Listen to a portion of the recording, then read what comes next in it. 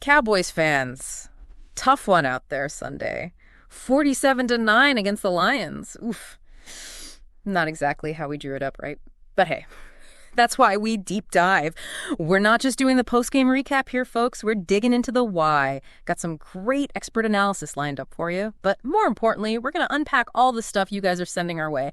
Because let's be honest, you're probably as baffled by this one as we are. I think the thing that jumps out immediately is just how total this loss was. I mean, this wasn't a couple of misplays here or there. This was a complete system failure for the Cowboys and the Lions. They were just clicking on every single cylinder. And nowhere was that system failure more obvious than on offense, right? 251 total yards for the Cowboys. I mean, you could barely get the milk from the fridge to the counter in that distance. The Lions, they nearly doubled them, 492.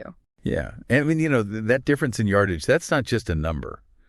It really speaks to the entire strategic battle that played out. Yeah. See, establishing the run in this game, it wasn't just like a bonus. It was absolutely fundamental. Both teams, how they wanted to control the pace of the game, it all started there. So break that down for us a little, because 53 rushing yards for the Cowboys, that's not just low, that's practically non-existent. Right, and that's where it gets really interesting, Yeah. because that feeds directly into what the Lions were trying to do.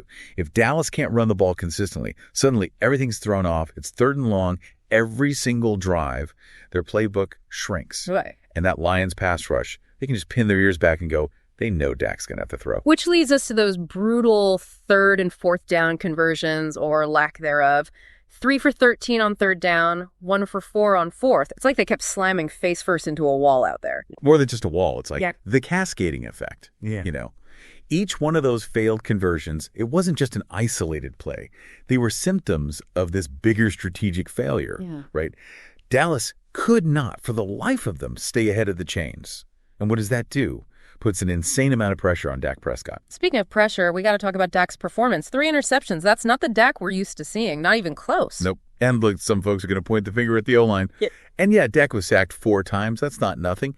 But when you really watch the film, there's something else at play here. He was holding onto the ball for way, way too long, almost hesitant. So are we saying this is a Dak problem, O-line problem, some unholy combination of the two? Yeah. Because I'm seeing articles blaming everyone down to the water boy here. I think, honestly, it's more nuanced than just pointing fingers. Like it or not, football is a team sport. And the quarterback, even a talent like Dak, he's reliant on the guys around him. Were there protection breakdowns? Oh, absolutely. But there were also missed reads, dropped passes, this feeling of, I don't know, just general confusion on the Cowboys' offense. It makes you think there's some deeper issues going on there. It's like that whole offense, they just wandered into quicksand out there, and every time they tried to move, they just, sunk a little deeper. Oof, yeah. That's a powerful image. And it really gets at the mental side of a game like this too, right? Once a team starts doubting themselves, those mistakes, they snowball fast. And that's kind of what we saw with the Cowboys, I think. Yeah, and look, it's easy to focus on everything going wrong for Dallas here. But we got to give credit where credit is due, right? The Lions, they didn't just benefit from the Cowboys' collapse, they dominated. No question. And they came in with a plan, you could tell. Oh. And they executed it perfectly. Jared Goff, 308 yards, 3 touchdowns. He really showed what he can do when he's in his element, making smart decisions under pressure, extending plays. And it wasn't just Goff either. David Montgomery, it's like he was possessed back there, ran for 80 yards, 2 touchdowns. The Cowboys D, they had absolutely no answer for him. Right. Montgomery's performance, I think, speaks volumes about this commitment to a balanced attack from the Lions.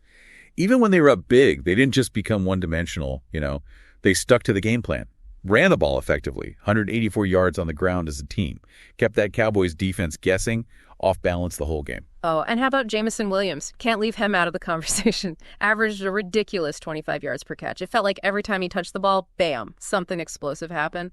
And that's the thing. Williams is the perfect illustration of how the Lions exploited those weaknesses we were talking about with the Cowboys. Dallas is so worried about the run game, they completely forget about a talent like Williams on the outside. His speed, his route running, it was just too much for that Cowboys secondary. They couldn't handle it. It's like they were playing chess, but the Lions were always like 5 moves ahead. They did their homework, man, came prepared, ready to take advantage of every single mismatch. 100%. This wasn't just about individual players having good games. This was coaching. This was strategy. This was execution. Plain and simple. The Lions, they were the more disciplined team out there. Right. and they made the Cowboys pay for every mistake, every hesitation. And speaking of mistakes, can we talk about that second quarter for a sec? Brutal. 20 unanswered points from the Lions. It was like watching a dam break. Oh, yeah, that was the turning point for sure.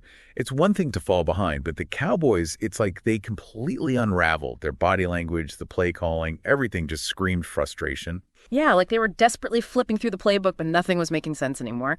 And the Lions, on the other side, they're hitting their stride, man. They can smell it. Right. And that's what separates the good teams from the great ones, you know. They could have let up, taken their foot off the gas, run out the clock. But they didn't. They kept the pressure on, and the Cowboys just had zero answers. So we've talked about the offensive struggles, the defensive mismatches, but for all the folks listening at home who maybe haven't had a chance to fire up the game tape themselves, what were some of the key plays, those real aha moments that really illustrate how this game got away from the Cowboys? You know, there's one that sticks out in my mind. It's early in the second quarter. Lions are already up 10-3. They come out in this, like, really run-heavy formation, right? But then Goff fakes the handoff, rolls out, finds Hawkinson wide open in the end zone for the touchdown. Okay, so unpack that for us. Why is that play so significant? What'd you see there? Well, it kind of sums up the whole game, honestly. The Lions, they used the Cowboys' expectations against them. Dallas was so fixated on stopping the run, they completely forgot about Hawkinson. And he made him pay. That's the kind of play calling, that strategic thinking that wins games at this level. And it wasn't just a one-time thing either. Time and time again, the Lions were ready for whatever the Cowboys threw at them. They were reading the defense, calling audibles, anticipating, always a step ahead, like you said. It's like they hacked into the Cowboys playbook or something. Yeah, it's that preparation meets opportunity thing, you know. The Lions, they clearly came in ready to exploit those weaknesses, the stuff we talked about. But it's more than that. They capitalized on those little shifts in momentum, those in-game adjustments. That's what the really great teams do. They control the story of the game. So look, we've broken down those offensive struggles for Dallas, the defensive mismatches, but I gotta ask, for all the Cowboys fans out there listening right now, is this like a one-time thing? Did the Lions just catch lightning in a bottle, or is this a sign of something worse, a pattern we're starting to see? That is the million-dollar question, isn't it? And honestly, the answer's probably somewhere in the middle. Yeah. I don't think it's time to panic just yet. But this game, it definitely exposed some cracks in the foundation for Dallas. They got to figure out this run game. They got to protect Dak better, and they got to learn how to adjust when things aren't going their way. If they don't, it could be a long season. Exactly. So, Cowboys, back to the drawing board, back to basics. Yeah. But what about the Lions? Are they for real? Was this a fluke, or are they the team to beat in the NFC? They've been building something special in Detroit, and this win, this was a statement. But the real test is consistency. Can they bring that same energy, that same execution week in and week out? That's what separates the contenders from the pretenders. They beat the Cowboys, yeah, but can they hang with the best of the best? We'll see. I guess that's why they play the games, right? You said it. All right, so for both these teams, the real work starts now. Cowboys got to find their footing. Lions got to prove they're here to stay. But for everyone listening, I think this game was a good reminder. Every single Sunday in the NFL is a news story. New upsets, new heroes. Those did that just happen? Moments that keep us coming back for more. That's the beauty of it, isn't it?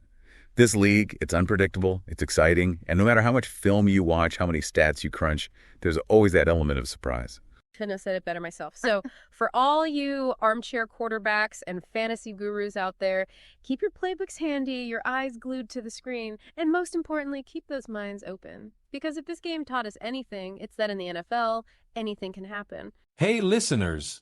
If you've enjoyed today's episode of The Good Advice Giver, then don't forget to hit that download button and follow us for more insightful conversations that help you level up your life. Whether it's improving your business strategies, mastering personal development, or finding the best ways to boost productivity, we've got you covered every step of the way. Today's episode was packed with advice on how to overcome obstacles and navigate challenges, and we'll continue bringing you more episodes filled with actionable tips and expert interviews. By following the podcast, you'll never miss out on fresh content that's designed to inspire and empower you. Don't forget to download this episode so you can listen anytime, anywhere. Whether you're commuting, hitting the gym, or taking a break, the Good Advice Giver will be right there with you to offer guidance and motivation. And here's your next step. Share this podcast with someone who could use a boost or some solid advice. Let's grow this community together. Your support helps us continue to bring you more of the advice you need to achieve success and live your best life. So, download, follow, and share today. Thanks for tuning in, and we'll see you in the next episode of The Good Advice Giver. Today is your lucky day. Today is the day that our $3 website works for you, paying you directly to your PayPal daily. Imagine $3 ongoing continuous payments to your PayPal account. Imagine falling asleep and waking up to $300 in your PayPal account. How would this make you feel? How could this help you? What bills could you pay? What kind of fun could you have? What does that retirement look like now? All for a one-time payment of $3. This website is DFY done for you, fully built and completely hosted, and never stops collecting payments for you. You have spent $3 on coffee on a regular, but that coffee won't help you create multiple streams of income. Click the link below.